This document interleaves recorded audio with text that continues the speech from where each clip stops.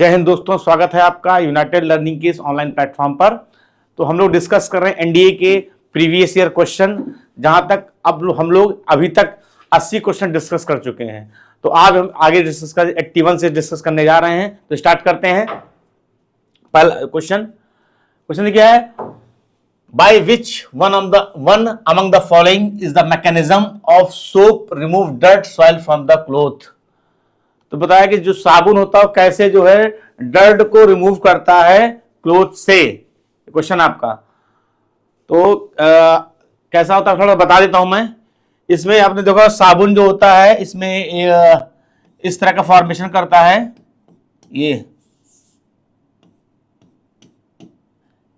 और यहां पे होता है स्मॉल आयनिक पार्ट होता है, अंदर जो होता है COO माइनस करके लॉन्ग हाइड्रोकार्बन पार्ट होता है। तो जो स्मॉल आयनिक पार्ट होता है ये होता है लायोफिलिक। तो जो लायोफिलिक होता है रिमूव करता है क्या, ये लायोफिलिक वो क्या करेगा, वाटर को अट्रैक्ट करेगा। वाटर को क्या करेगा,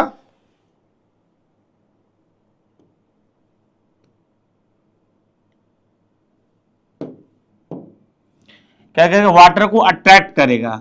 तो जो वाटर को अट्रैक्ट करता है वो क्या करेगा, वाटर को जो अट्रैक्ट करेगा वो डस्ट को रिमूव करता है, डस्ट को रिमूव करेगा। और जो लायोफोबिक होगा, लायोफोबिक जो होगा वो वाटर को रेपल करेगा, वाटर को रेपल करेगा और कपड़े से ग्रीस और ऑयल को रिमूव करता है, ग्रीस और ऑयल को रिमूव करता है। और इस कंडीशन को हम बोलते हैं क्या, मिसल बोलते हैं। क्या बोलते हैं, मिसल बोलते हैं। इस कंडीशन क्या बोलते हैं हम लोग, मिसल।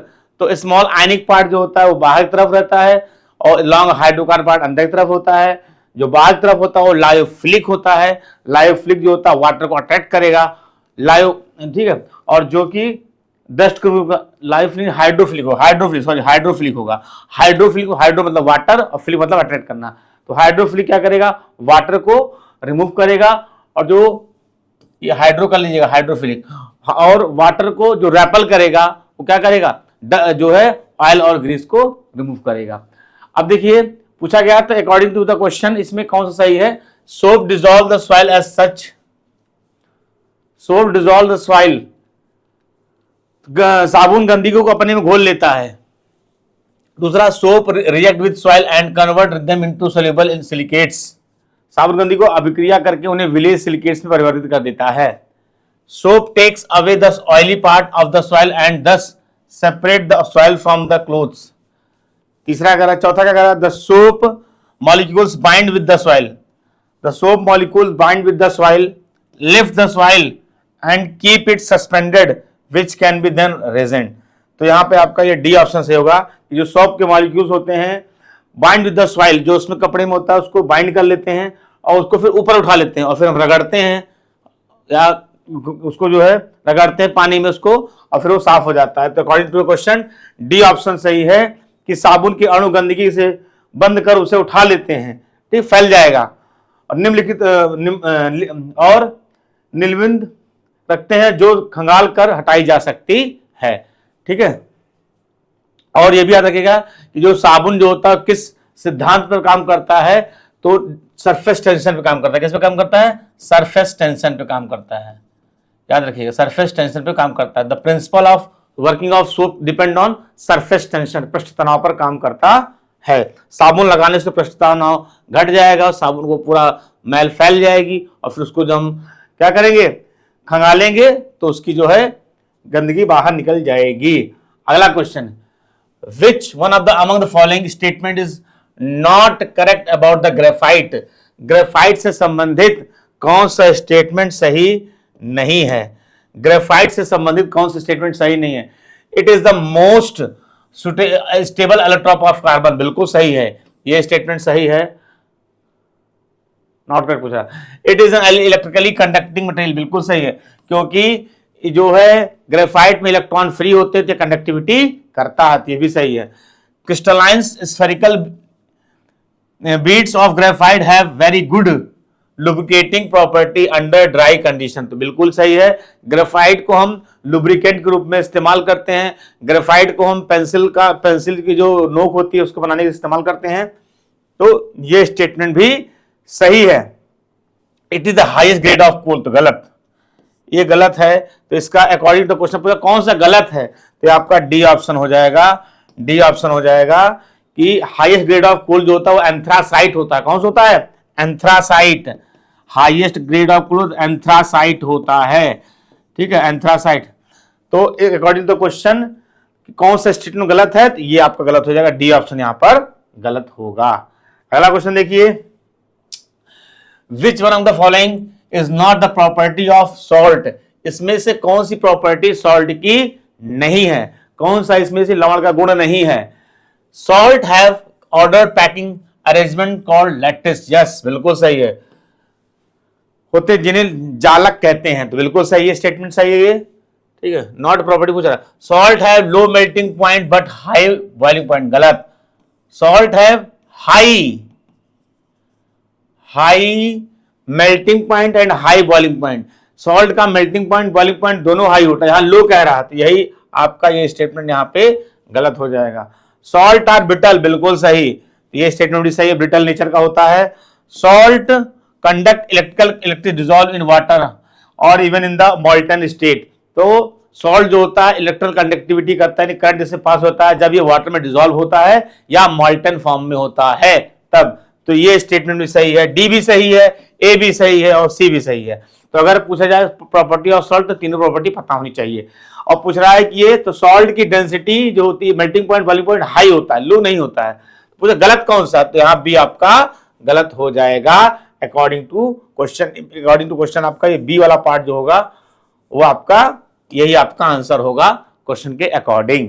अगला क्वेश्चन देखते हैं, which of the following statement with regard to pH scale is correct. PH scale एक डिवाइस होती है which is use to measure the acidic and basic nature of the solution, जिसकी जो रीडिंग होती है वो 0 से लेकर के, ठीक है, 0 से लेकर के 14 के बीच में इसकी रीडिंग होती है, 0 to 14, और 7 पे क्या होता है, ये न्यूट्रल होता है। जब 7 से 0 तरफ आओगे तो एसिडिक नेचर क्या करेगा, एसिडिक नेचर इसका क्या करेगा, इंक्रीज करता है, और जब हम 7 से 14 की तरफ जाएंगे तो बेसिक नेचर आपका क्या करेगा, बेसिक नेचर क्या करेगा, इंक्रीज करता है।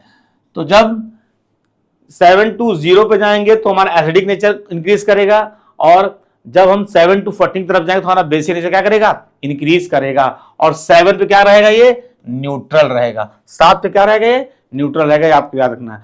अब अकॉर्डिंग टू द क्वेश्चन पूछ रहा है it is the logarithm scale, तो बिल्कुल सही है, ठीक है, ये बिल्कुल सही है। इसका होता है आपका H प्लस, ठीक है, OH माइनस इक्वल टू 10 की पावर माइनस 14, तो ये लॉगरिथम फॉर्म होता है। The scale is limited 0 to 14, हाँ बिल्कुल सही है, 0 से 14 किसकी रीडिंग होती है, बिल्कुल सही है। The lower the value of pH the greater is the acidity of the solution, बिल्कुल सही है, यानी कि जितना पीएच की वैल्यू घटेगी उतना वो एसिडिक होता जाएगा।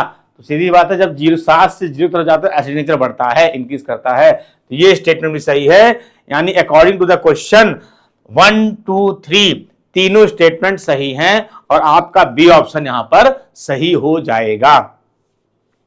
अगला क्वेश्चन देखिए, an oxidising agent is a substance which, oxidising agent क्या होता है, ठीक है, ऑक्सीडाइजिंग एजेंट क्या होता है, तो पूछा increase in the oxidation number of an element in a given substance. Oxidizing agent वो होता है जो ऑक्सीडेशन नंबर को इंक्रीज करता है, तो नहीं, ये गलत है, स्टेटमेंट है। Oxidizing agent is a substance which decrease the oxidation number of an element in a given substance, तो क्या करता है कि डिक्रीज द ऑक्सीडेशन, बिल्कुल सही है, decrease the oxidation number of an element in a given substance. तो oxidising agent क्या होता है, तो याद रखिएगा, ऑक्सीडाइजिंग जो एजेंट होगा क्या करेगा, decrease the oxidation number, decrease, उल्टा होता है, द ऑक्सीडेशन नंबर। अगर ऑक्सीडाइजिंग एजेंट कर रहा है तो ऑक्सीडेशन नंबर क्या करेगा, डिक्रीज करेगा।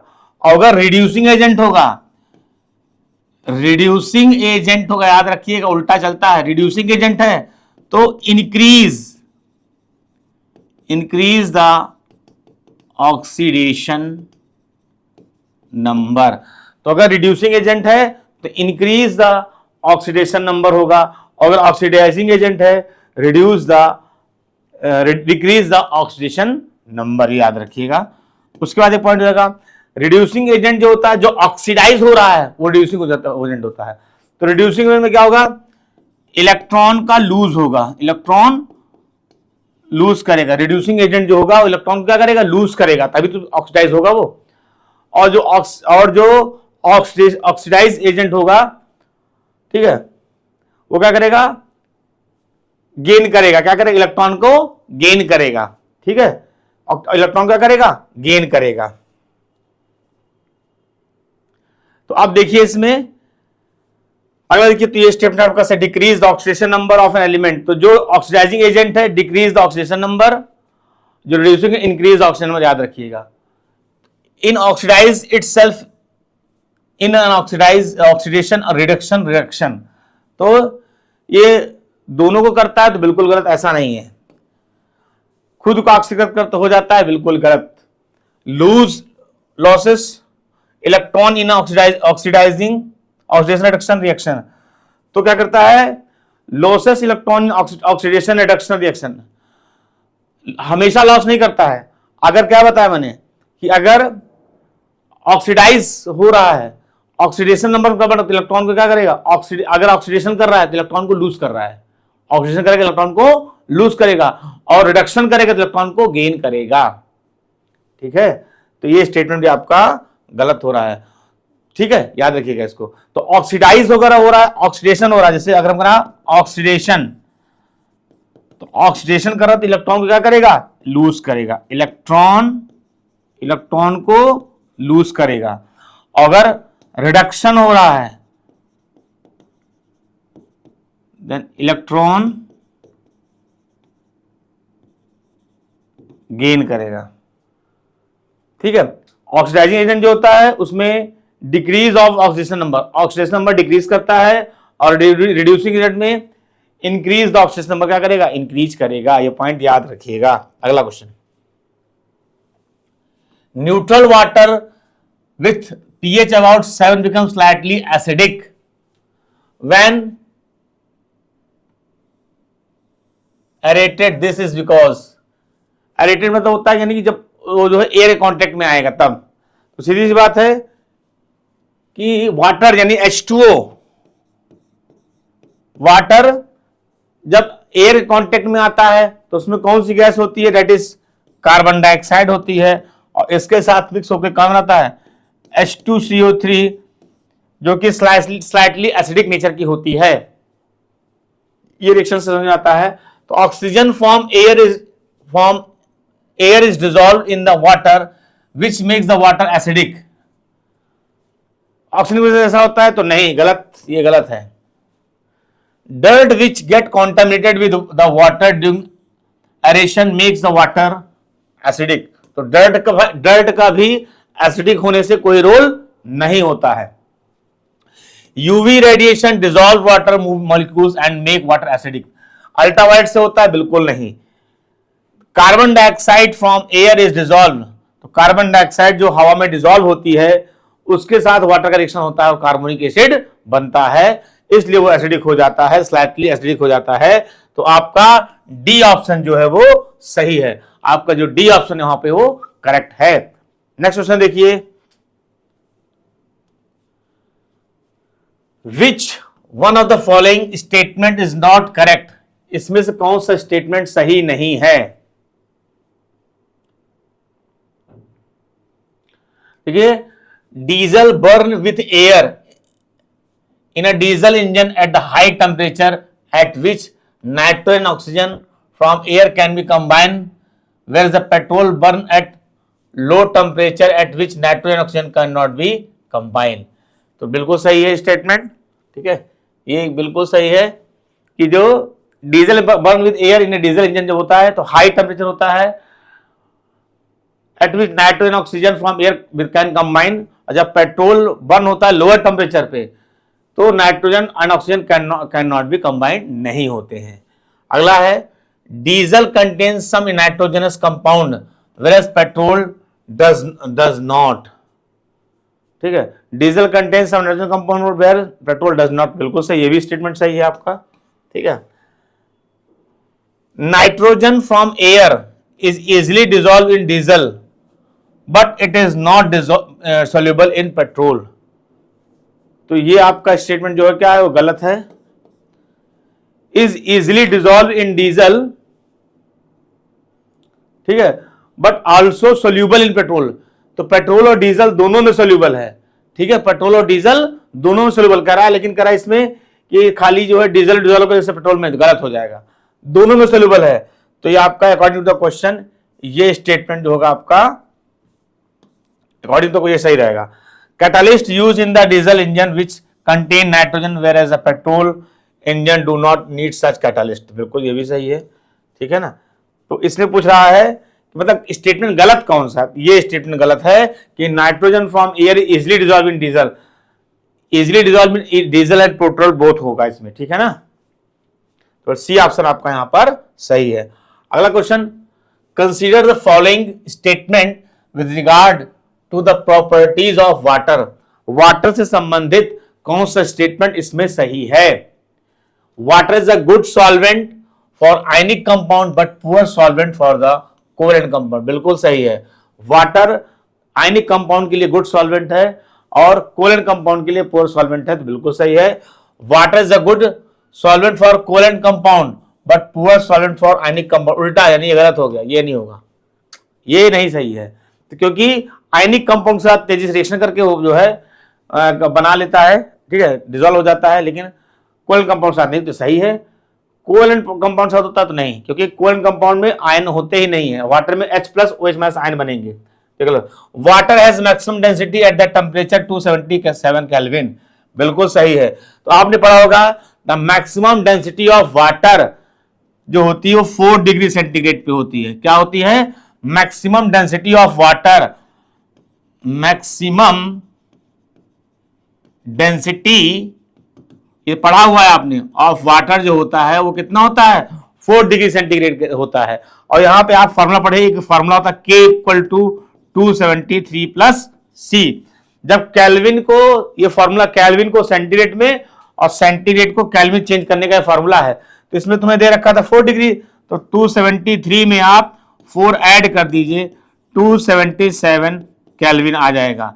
तो भैया बिल्कुल सही है, इसकी डेंसिटी 270 है।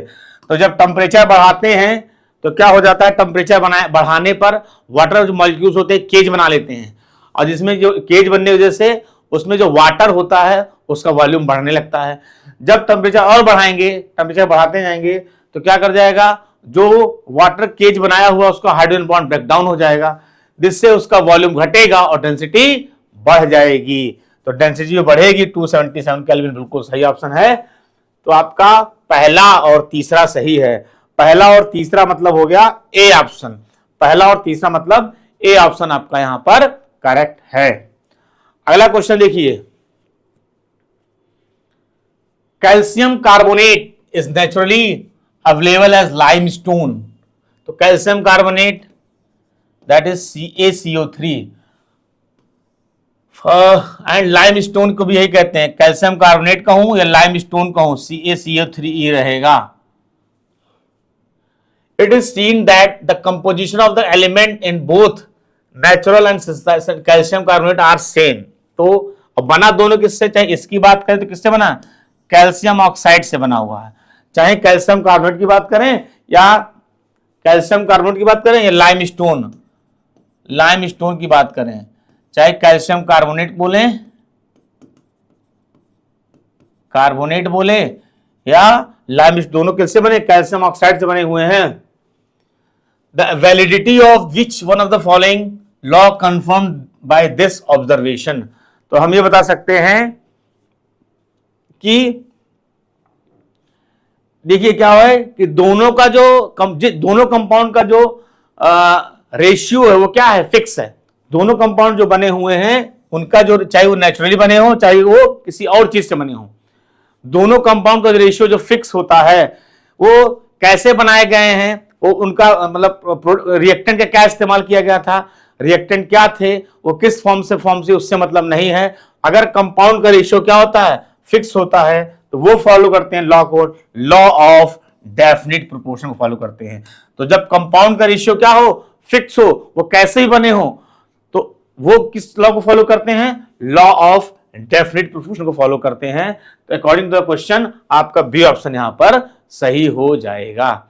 Now the next question, a mixture contain SiO2 silica oxide, sodium chloride and ammonium chloride is taken for separating the constituent. The suitable steps required for this are, यानी इनको क्या करना है, ये कंटेन सिलिका ऑक्साइड है, sodium chloride है, ammonium chloride है, इनको हम सेपरेटिंग करना है इन कंस्टिट्यूएंट को, तो कौन सा स्टेप इसमें फॉलो करेंगे। तो इसमें जो है दे रखा सब्लिमेशन, डिसोल्यूशन, फिल्ट्रेशन, क्रिस्टलाइजेशन। पहले डिसोल्यूशन करेंगे, फिर फिल्ट्रेशन, फिर क्रिस्टलाइजेशन, डिस्टिलेशन। तो ये सारे दिए गए हैं। अब पहले पास होता क्या है, तो देखिएगा सब्लिमेशन क्या होता है। सब्लिमेशन तो पता होना चाहिए, सब्लिमेशन क्या होता है, सॉलिड से सॉलिड टू डायरेक्ट गैस के फॉर्म में, डायरेक्ट गैस के फॉर्म में कन्वर्ट करते हैं, डायरेक्ट गैस कन्वर्ट करते हैं, तो उसे कहते हैं सब्लिमेशन। यानी किसी भी, पहला पॉइंट बता रहा हूं कि सब्लिमेशन क्या होता है, सॉलिड सब्सटेंस को क्या करना, भाई कोई चीज सॉलिड है तो पहले उसको लिक्विड बनाई फिर गैस बनती है, लेकिन सॉलिड स्टेट से डायरेक्टली गैस के फॉर्म में कन्वर्ट करना, दैट इज कॉल्ड सब्लिमेशन कहा जाता है। दूसरा देखिए डिसोल्यूशन। व्हाट इज डिसोल्यूशन, पता होना, जब तक ये पता है तब बता ही नहीं पाएंगे। डिसोल्यूशन क्या होता है, चाहे कोई सब्सटेंस सॉलिड फॉर्म में हो या कोई सब्सटेंस लिक्विड फॉर्म में हो या कोई सब्सटेंस गैस के फॉर्म में है, किसी फॉर्म में हो, चाहे वो सॉलिड हो या लिक्विड हो और गैस, क्या करते हैं ये सॉलिड लिक्विड गैस, सॉलिड हो लिक्विड या गैस हो, डिसॉल्व हो जाए, ये सॉल्यूट हैं, सॉल्यूट, ये सॉल्यूट चाहे सॉलिड लिक्विड और गैस के सॉल्यूट हो, जो डिसॉल्व होके क्या करें, डिसॉल्व हो जाएं and form solution, that is called dissolution. तो वो सब्सटेंस सॉलिड फॉर्म में हो, लिक्विड फॉर्म में हो या गैस के फॉर्म में हो, वो जो सॉल्यूट लेंगे वो सॉलिड हो या लिक्विड हो या गैस हो, वो डिसॉल्व हो जाए किसमें, डिसॉल्व होकर के क्या बना दे, सॉल्यूशन, सॉल्वेंट में डिसॉल्व क्या बना दे, सॉल्यूशन बना दे, दैट इज कॉल्ड डिसोल्यूशन कहा जाएगा। फिर आता है फिल्ट्रेशन। फिल्ट्रेशन तो सबको पता होगा। फिल्ट्रेशन में क्या होगा कि जब हम लिक्विड या गैस सॉल्यूशन से हम क्या करते हैं, सॉलिड पार्टिकल को रिमूव कर देते हैं बाय द फिल्टर पेपर, और फिल्टर पेपर का इस्तेमाल करके, तो दैट इज कॉल्ड फिल्ट्रेशन। तो removing of solid particle from the liquid और द गैस, ठीक है, by using filter paper, that is called filtration. And the last one is crystallization. तो क्रिस्टलाइजेशन मतलब होता है क्रिस्टलाइजेशन। तो क्रिस्टलाइजेशन होता है to convert into solid form, to convert into solid form, that is called crystallisation. किसी भी substance को सॉलिड फॉर्म में कन्वर्ट करना, लिक्विड गैस फॉर्म में है और उनको सॉलिड फॉर्म में कन्वर्ट करते हैं, दैट इज कॉल्ड क्रिस्टलाइजेशन कहा जाता है इसको, दैट इज कॉल्ड क्रिस्टलाइजेशन। तो कह रहा है कि इनको कंस्टिट्यूएंट को सेपरेट करने के लिए जो मेथड होगा, तो दो होगा आपका। सबसे पहले उसको सब्लिमेशन करेंगे, then dissolution, then filtration, then crystallization. तो इसका ए ऑप्शन आपका यहां पर सही हो जाएगा। तो सब्लिमेशन क्या होता है, डिसोल्यूशन क्या होता है, फिल्ट्रेशन क्या होता है, क्रिस्टलाइजेशन क्या होता है, अगर आपको पता है तो क्रम आप आसानी से बता पाएंगे। तो according to question A option आपका यहां पर सही है, ठीक है। Now the next question. तो अभी के लिए इतना ही। ठीक है, मिलते हैं अपने नेक्स्ट वीडियो में। सारी वीडियो को अगर अच्छे से आप देखते हैं तो आपको बड़ी मजा आने वाली है और आप एग्जाम में सभी क्वेश्चन को जो आएंगे केमिस्ट्री से रिलेटेड वो आपको कर पाएंगे। ठीक है, अच्छे आसानी से उसको आप अटेम्प्ट कर पाएंगे। ठीक है, तो देखते रहिए सारी वीडियो को अच्छे से। ठीक है, मिलते हैं नेक्स्ट क्लास में, तब तक के लिए जय हिंद।